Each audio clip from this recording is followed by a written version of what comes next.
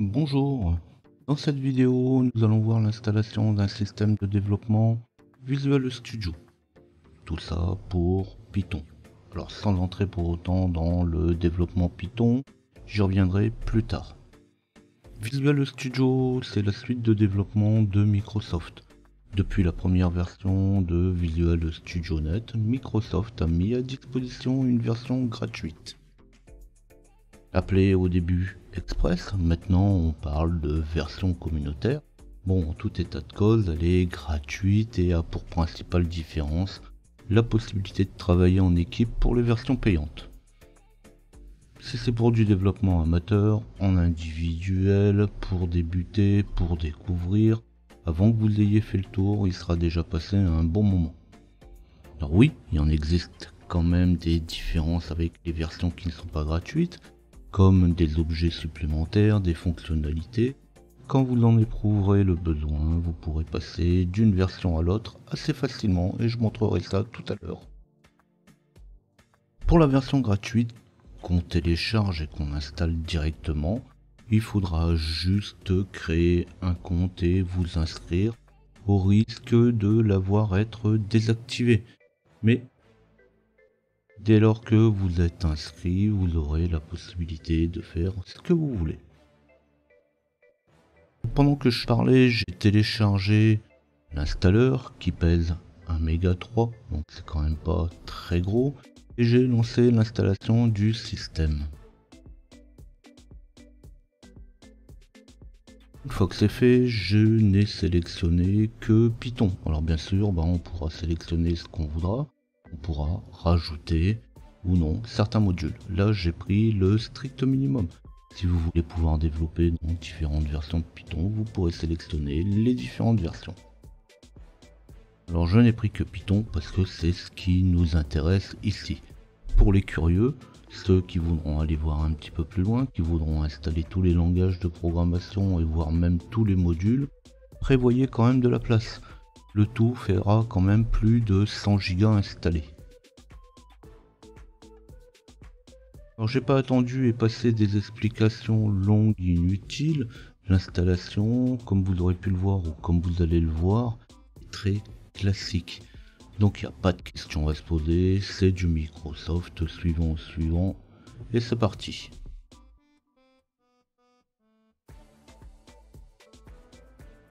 Quand vous voudrez faire des modifications ou quand vous voudrez lancer Visual Studio, il suffit d'aller dans le menu démarrer.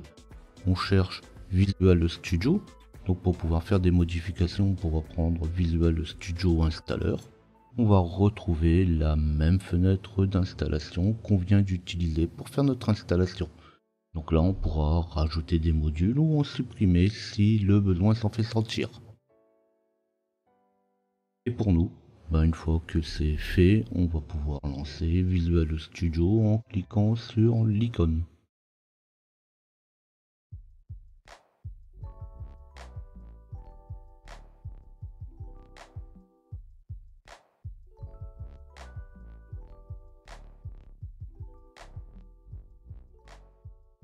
Alors bien sûr, quand Visual Studio est lancé, on va commencer par créer un nouveau projet. On sélectionne le langage. Donc là, s'il n'y en a qu'un d'installé, ça va pas être compliqué, on va prendre Python. Si vous avez plusieurs langages, vous pouvez sélectionner les différents langages. Puis on va sélectionner la destination, sur quel type de plateforme on veut le développer. Si vous voulez développer pour Android, Linux ou ce qu'on voudra. Puis on va choisir le type d'application. Alors quand on voit déjà ça, on a déjà pas mal de choix. Alors, avec tous ces choix, on va juste choisir encore parmi les types d'applications la plus pratique, donc celle qui est la première, les applications en console. On va cliquer sur suivant, on va alors taper le nom du projet, son emplacement, le nom de la solution qui va avec. Alors la solution, c'est une solution qui va regrouper plusieurs projets. Donc par exemple pour les gros développements, on pourra avoir plusieurs applications qui viennent créer une seule solution. Donc là, si la solution n'a qu'un seul projet, on peut alors les mettre ensemble dans le même dossier. Et on crée le projet. Donc là ici, le projet se crée en quelques secondes. Suivant les cas, quand on a des applications particulières, si vous avez des langages de programmation particuliers, il se pourra que la mise en place du projet prenne un petit peu plus de temps. Et là, je vais pas chercher à comprendre, je vais pas passer par 50 chemins. On va commencer tout de suite à écrire du code. Alors on va passer par quelque chose de très simple. On va juste taper une ligne de commande. En même temps, ça va nous permettre de vérifier que le système fonctionne. Et je vais taper print, entre parenthèses, et entre guillemets, hello world. Alors on va mettre hello world entre guillemets parce que c'est du texte qu'on veut afficher. Print pour afficher, et le texte qui est mis entre parenthèses.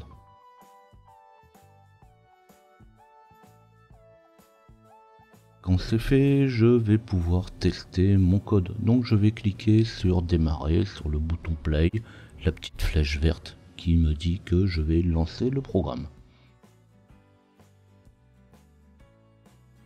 La console va s'ouvrir puisque c'est du code qui est prévu pour faire un programme en console. Donc la console va s'ouvrir et va m'afficher mon Hello World.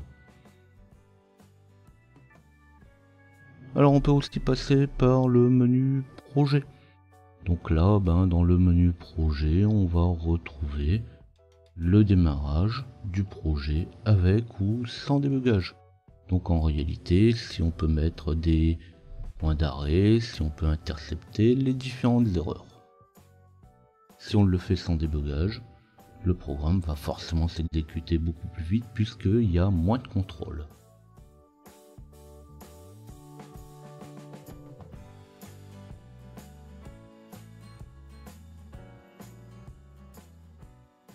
Alors j'ai fait au plus court, mais vous allez quand même devoir passer par ce que je ne vous ai pas montré. Il faudra faire absolument le tour des menus, le menu fichier pour y retrouver comment on enregistre, comment retrouver les projets précédents. Il faudra faire le tour des fenêtres, les différentes fenêtres qui peuvent être affichées autour de l'interface de développement. Et surtout aussi le tour de la fenêtre principale avec la fenêtre de détail, là où vous allez saisir les informations, mais aussi dans la partie projet qui vous permettra de retrouver les différents fichiers de votre projet, éventuellement les ouvrir. Si jamais vous aviez fermé par le plus grand des hasards la fenêtre principale. Et puis, avant de continuer plus loin dans le langage Python, on verra dans une prochaine vidéo un autre IDE, l'IDE Eclipse. Puis après, on pourra enfin passer aux choses sérieuses avec les fonctions et le main de démarrage. Alors en attendant, pour savoir qu'est-ce que vous pouvez taper, comment vous pouvez commencer avec Python, vous pouvez revoir mes vidéos qui sont un peu moins récentes. Alors je sais bien que mes premières vidéos n'étaient pas top, mais bon, je vais pas les refaire pour autant. Vous y trouverez de toute façon déjà de quoi commencer. Si cette vidéo vous intéressait, vous n'oubliez pas de liker. N'hésitez pas à vous abonner à la chaîne pour retrouver mes prochaines vidéos. Vous pouvez flasher le QR code ou taper LJP Info dans votre navigateur web pour retrouver mes différents tutos sur mon site. N'hésitez pas à poser vos questions, laissez-moi vos suggestions. N'hésitez pas à me laisser des commentaires. Et on se dit à bientôt.